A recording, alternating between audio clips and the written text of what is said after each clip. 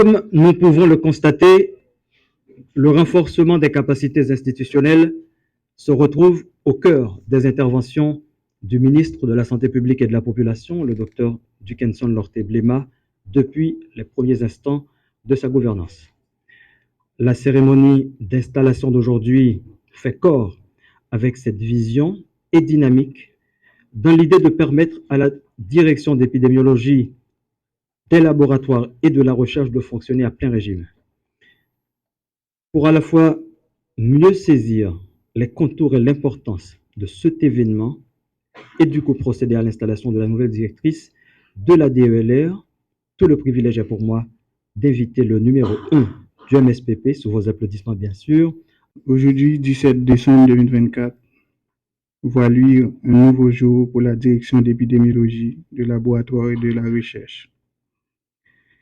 Jour où le MSPP, sous notre leadership, met fin à une longue période de flottement au sein du leadership de la DELR.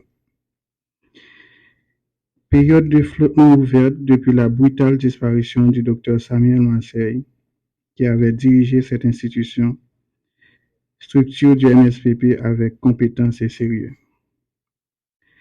Je vous demande de vous lever pendant un moment pour une minute de recueillement à la mémoire de cet homme.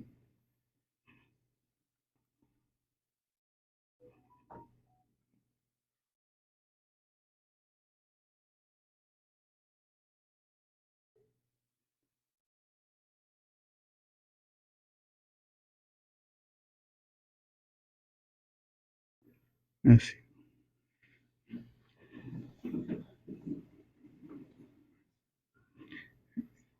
Je disais que Samuel Marseille avait dirigé cette importante structure du MSPP avec compétence et sérieux. Fort heureusement, les équipes technico-administratives de la direction ont su s'élever à la hauteur des attentes du MSPP pour accomplir avec compétence, dynamisme et sérieux la noble mission de la DELR, consistant à assurer les missions de police sanitaire, de surveillance des maladies, de réponse aux alertes épidémiques et d'appui technique aux efforts de recherche du secteur de la santé. Cependant, l'heure était venue de doter la DELR d'un leadership stratégique et administratif proactif, capable de relever les grands défis auxquels est confronté le pays. Après maintes consultations, le MSCP a jeté son dévolu sur le Dr Meissa Etea, une professionnelle décrite par ceux qui l'ont pratiquée comme une personne dynamique, proactive, méticuleuse, douée d'un sens très élevé de communication et de leadership participatif. Le parcours académique et professionnel du Dr Etea est très édifiant.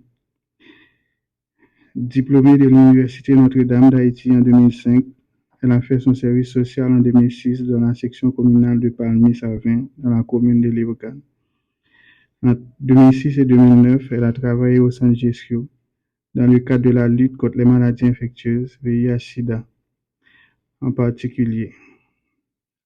Entre 2010 et 2012, elle a étudié à Emory University à Atlanta, Georgia, où elle a décroché une maîtrise en santé publique avec concentration en maladies infectieuses.